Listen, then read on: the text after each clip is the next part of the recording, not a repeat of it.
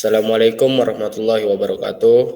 Baik, di sini kami akan menjelaskan tentang Badan Perencanaan dan Pengembangan Universitas Ahmad Dahlan yang beranggotakan Yuliana, Fadilah Al-Kausar, Bintang, Heltri Zulfikar, Lilia, dan Zahra. Yang pertama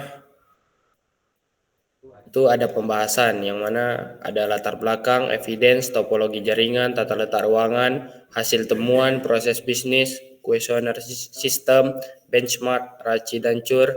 Terakhir ada rekomendasi. Latar belakang. Audit sistem informasi ini dilakukan untuk mengevaluasi kinerja, efektivitas, dan tingkat keamanan sistem informasi yang digunakan oleh Badan Perencanaan dan Pengembangan Universitas Ahmad Dahlan sebagai lembaga yang bertanggung jawab dalam merencanakan dan mengelola sebagai program pengembangan di lingkungan universitas. BPPU memiliki peran yang sangat penting dalam menjalankan fungsinya sebagai pusat perencanaan strategis dan operasional di Universitas Ahmad Dahlan. Oleh karena itu, audit sistem informasi ini bertujuan untuk menilai sejauh mana sistem yang digunakan mendukung pencapaian tujuan organisasi serta mengidentifikasi potensi masalah dan resiko yang dapat menghambat kinerja sistem. Selanjutnya ada visi dan misi. Untuk visinya itu menjadi badan yang proaktif dalam melakukan perencanaan dan pengembangan universitas sesuai platform organisasi. Misi merancang sistem berbasis tata kelola perguruan tinggi berlandaskan nilai al-Islam. Yang kedua, membuat perencanaan strategis dan operasional. Tujuan mengembangkan sistem dan proses bisnis perguruan tinggi untuk memastikan pencapaian visi dan misi Universitas Ahmad Dahlan. Untuk selanjutnya, framework. Audit ini mengacu pada framework COVID-5 yang merupakan kerangka kerja yang fokus pada tata kelola teknologi informasi dan pengelolaan risiko teknologi. COVID-5 dirancang untuk membantu organisasi dalam memastikan bahwa TI yang digunakan dapat mendukung pencapaian tujuan bisnis. Melalui audit ini, framework COVID-5 memungkinkan untuk mengidentifikasi kontrol yang ada, mengelola risiko yang mungkin muncul, dan memberikan rekomendasi yang dapat meningkatkan kinerja sistem informasi di BPPU UAD. Secara keseluruhan, audit ini bertujuan untuk mengevaluasi apakah sistem informasi di BPPU UAD sudah dikelola dengan baik dan mendukung pencapaian tujuan strategis universitas dengan menggunakan COVID-5 sebagai acuan. Selanjutnya akan dijelaskan oleh Zahra.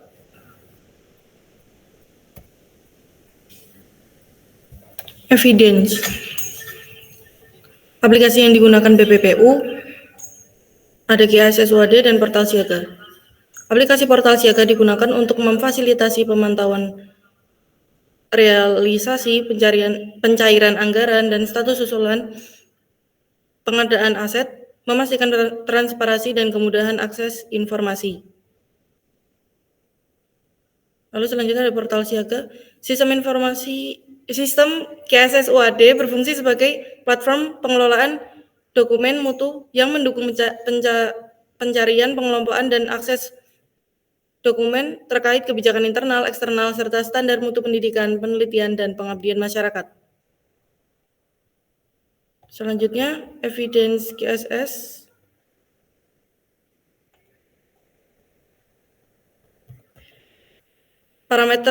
Ada parameter service UI UX, kelengkapan fitur, fungsi, lalu parameter security, perlindungan data pribadi, dan security.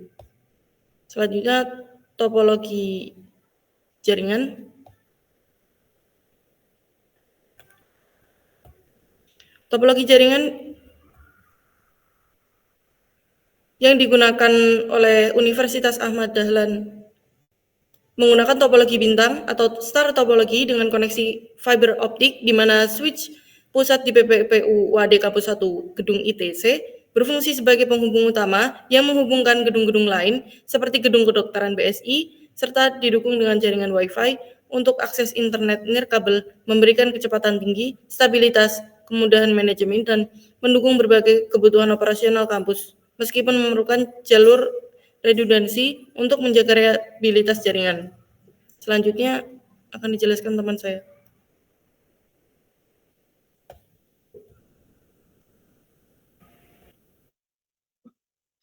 Yang selanjutnya adalah tata letak ruangan.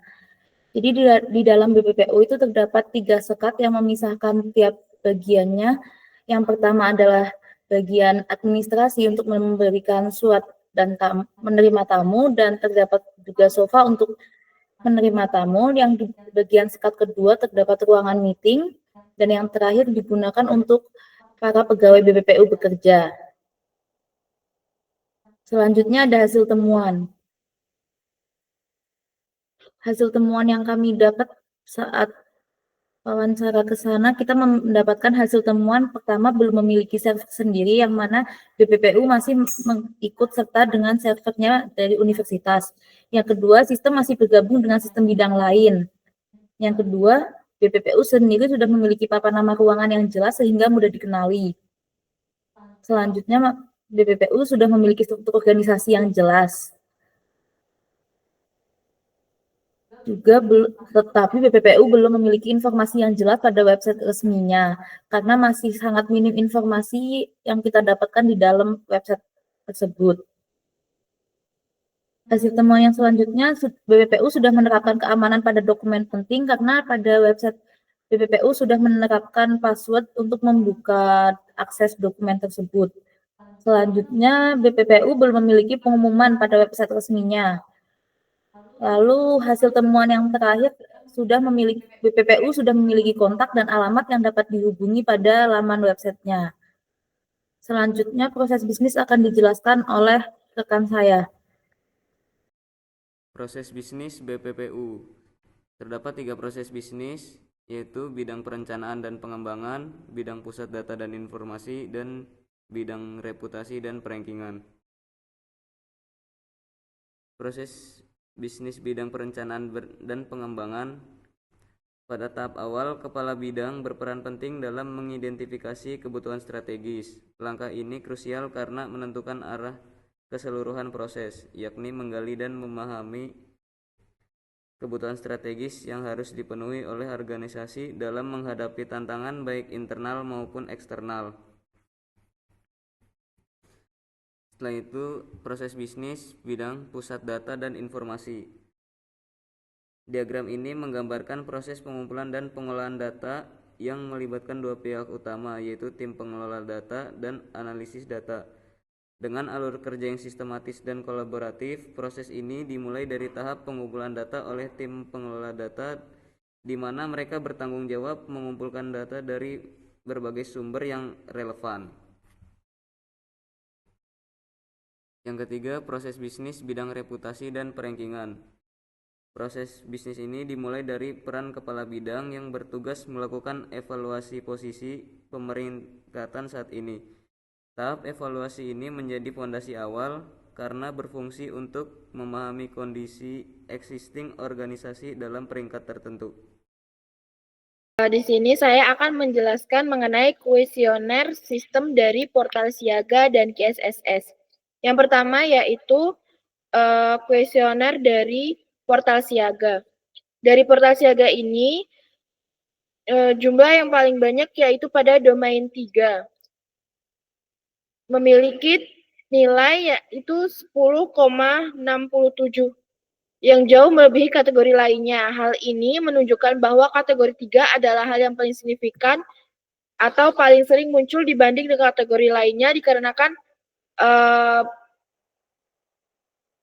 para pengisi mungkin setuju dengan sistem yang telah mereka gunakan. Yang kedua yaitu distribusi tidak merata, ada ketimpangan distribusi yang cukup signifikan. Nilai kategori lainnya jauh lebih kecil dibandingkan kategori 3, menunjukkan kemungkinan ketidakseimbangan. Yang ketiga yaitu nilai terendah. Kategori 1 memiliki nilai terendah yaitu 0,1667. Nilai ini sangat kecil dibandingkan dengan kategori lainnya. Yang kedua yaitu kuesioner mengenai sistem KSS. Pada kuesioner ini Sama seperti kuesioner sebelumnya, dominasi kategori 3 yang paling tinggi yang memiliki nilai 10,1667. Hal ini menunjukkan bahwa kategori 3 adalah hal yang paling signifikan dalam data ini. Sedangkan distribusi tidak merata kategorinya jauh lebih rendah dibandingkan kategori 3. Sedangkan untuk nilai terendah, kategori 1 memiliki nilai terendah sebesar 0,1667. Hal ini menunjukkan bahwa kategori ini paling sedikit kontribusinya atau relevansinya dibandingkan kategori lainnya.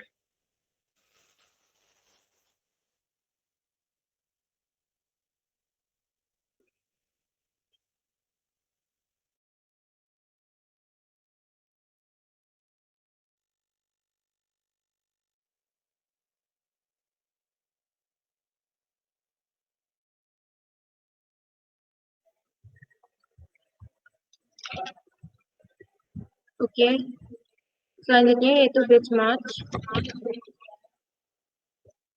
Pada diagram batch match analisis yang pertama, yaitu terdapat QASS, portal siaga, dan standar. Nah, pada pertama yaitu security, terdapat security, QASS menunjukkan skor yang lebih tinggi dengan signifikan lebih baik dibandingkan dengan portal siaga. Dan standar, ia menunjukkan bahwa QASS lebih unggul dalam aspek keamanan. Standar dalam portal siaga memiliki skor yang hampir seimbang. Selanjutnya yaitu terdapat perlindungan data pribadi. Pada QASS lebih unggul dengan memiliki skor yang lebih tinggi dibandingkan dengan portal siaga dan standar, yaitu menunjukkan bahwa gambar bahwa penanganan privasi data yang lebih baik. Untuk portal siaga menunjukkan skor lebih rendah dibandingkan standarnya. Selanjutnya yaitu terdapat fungsi. Portal siaga memiliki skor yang lebih tinggi, menunjukkan bahwa aplikasi ini memiliki fungsi yang lebih komprehensif atau sesuai dengan kebutuhan dibandingkan QASS dan standar. QASS memiliki skor terendah dalam parameter ini. Selanjutnya yaitu terdapat kelengkapan fitur. Pada portal siaga yang lebih unggul dalam hal kelengkapan fitur dibandingkan QASS dalam standar. Standar memiliki skor lebih rendah dibandingkan QASS dan portal siaga. Selanjutnya itu terdapat UI UX. Semua aplikasi memiliki skor yang relatif seimbang dalam hal UI UX, menunjukkan bahwa ketiga sistem memberikan pengalaman pengguna yang serupa. Selanjutnya yaitu diagram QASS dan portal siaga. Pada portal siaga, lebih unggul dalam layanan dibandingkan QASS. Portal ini memiliki antarmuka yang mudah digunakan, fitur lengkap dan layanan stabil. Pengguna dapat dengan cepat mengakses informasi tanpa hambatan. Informasi yang kuat dan respon cepat juga membuat portal siaga lebih handal. Hasilnya, portal siaga memberikan pengalaman pengguna yang lebih memuaskan, efisien, dan sesuai kebutuhan, sehingga meningkatkan kepuasan dan loyalitas pengguna. Selanjutnya yaitu terdapat security. QASS lebih unggul dalam keamanan dibandingkan portal siaga. QASS menerapkan sistem keamanan canggih seperti enkripsi data, autentikasi ketat, dan deteksi ancaman yang lebih, sehingga lebih andal melindungi data pengguna. Untuk sebaliknya, portal siaga memiliki kelemahan dalam perlindungan data, seperti kurang optimalnya deteksi, ancaman, dan pengelolaan akses. Bagi pengguna yang mengutamakan keamanan, QASS menjadi pilihan lebih aman dibandingkan portal siaga.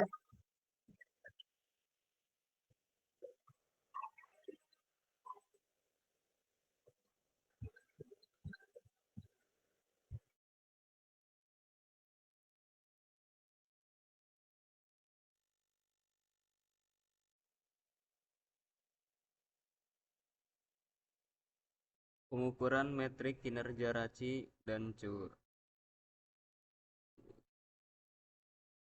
Next.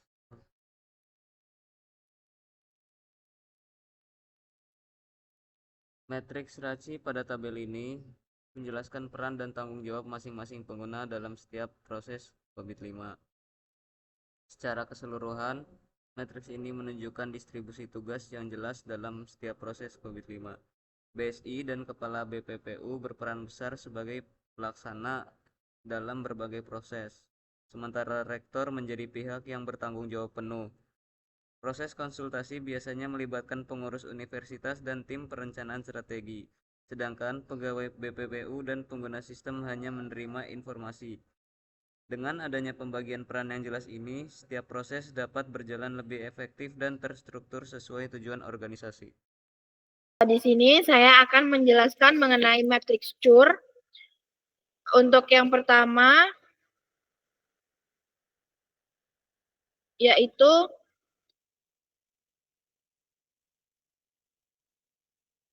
penyusunan rencana strategis.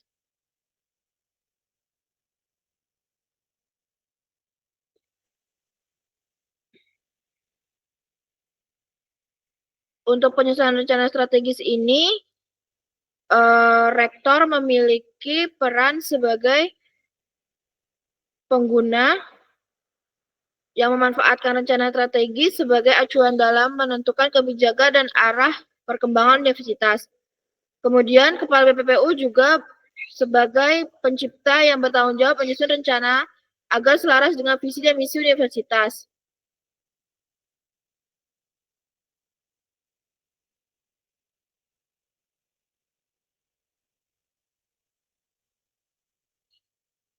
Untuk pegawai BPPU sebagai pengguna untuk menjalankan rencana yang telah ditetapkan. Selain itu, pengurus universitas turut memanfaatkan rencana strategis ini sebagai pedoman dalam pengambilan kebijakan di tingkat kelembagaan. Untuk tim perencanaan strategi memiliki peran signifikan sebagai pihak yang menyusun rencana guna memastikan perencanaan yang sistematis dan terarah. Untuk yang kedua yaitu analisis kebutuhan data. Untuk aktornya, Kepala BPPU berperan sebagai pencipta yang merumuskan kebutuhan data yang diperlukan untuk mendukung perencanaan strategis. Sedangkan tim perencanaan strategi memiliki tanggung jawab dalam menciptakan analisis data dengan memastikan data yang dikumpulkan relevan dan sesuai dengan tujuan yang ditetapkan. Sementara itu, pengguna sistem memanfaatkan hasil analisis kebutuhan data untuk mendukung aktivitas operasional dan implementasi kebijakan berbasis sistem. Yang ketiga yaitu pengumpulan data untuk perencanaan. Di sini Kepala BPPU menggunakan data yang dikumpulkan sebagai bahan utama dalam proses penyusunan rencana. Pegawai BPPU, untuk aktor pegawai BPPU berperan aktif menciptakan atau mengumpulkan data yang dibutuhkan untuk melengkapi tahapan perencanaan. Untuk tim perencanaan strategi turut berperan dan memastikan pengumpulan data dilakukan terstruktur dan tepat sasaran, sehingga dapat mendukung pengambilan keputusan berbasis fakta. Yang keempat yaitu pengembangan sistem pendukung rencana. Di sini hanya BSI atau Biro Sistem Informasi yang bertindak sebagai pencipta yang bertanggung jawab dalam pengembangan sistem teknologi informasi yang diperlukan untuk mendukung proses perencanaan. Yang kelima yaitu penyusunan laporan perencanaan. Di sini rektor berperan sebagai pengguna, memanfaatkan laporan tersebut sebagai bahan pertimbangan pengambilan kebijakan strategis. Untuk Kepala BPPU, menciptakan laporan perencanaan dan target yang ingin dicapai. Yang ketiga yaitu pegawai BPPU membantu menyusun laporan untuk melalui pengumpulan data, penyusunan informasi, dan penyajian analisis pendukung yang relevan. Yang keenam yaitu implementasi rencana. Untuk aktornya yaitu rektor memiliki peran utama dalam menciptakan kebijakan yang menjadi dasar pelaksanaan rencana. Untuk Kepala BPPU berperan sebagai pengguna dan pegawai BPPU bertindak sebagai eksekutor yang melaksanakan rencana tersebut. Yang ketujuh yaitu evaluasi dan pembaruan rencana.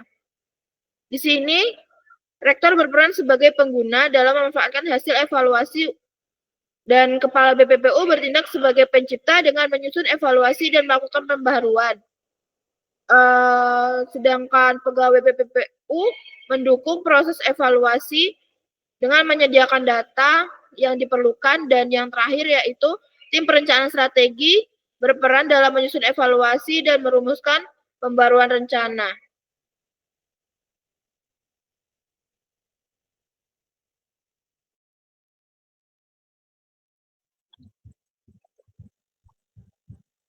Lanjut.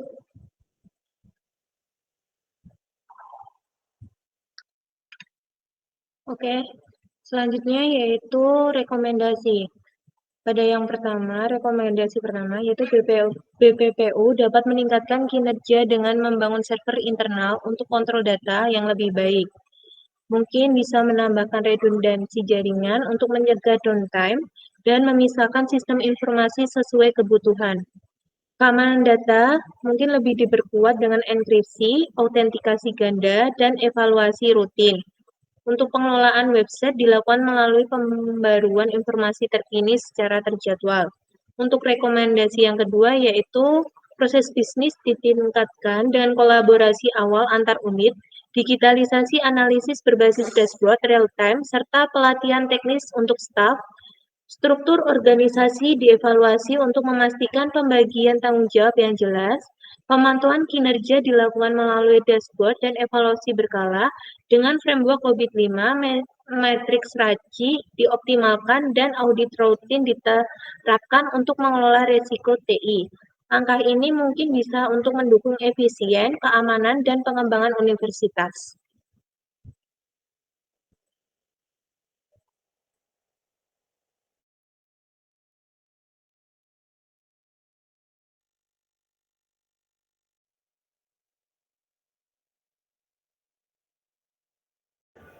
Zul, tutup Zul. Oke, baik. Sekian presentasi dari kelompok kami. Kurang dan lebihnya mohon maaf. Wassalamualaikum warahmatullahi wabarakatuh.